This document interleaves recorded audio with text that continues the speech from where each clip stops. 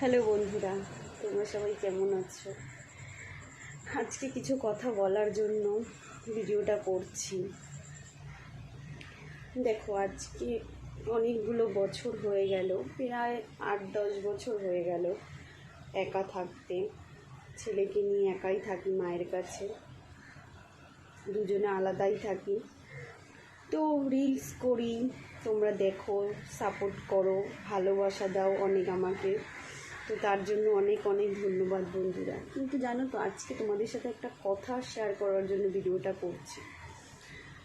একা মানুষের জীবনটা না বড়ই কঠিন। এই যে মুখের হাসিটা, এটা কিন্তু কেউ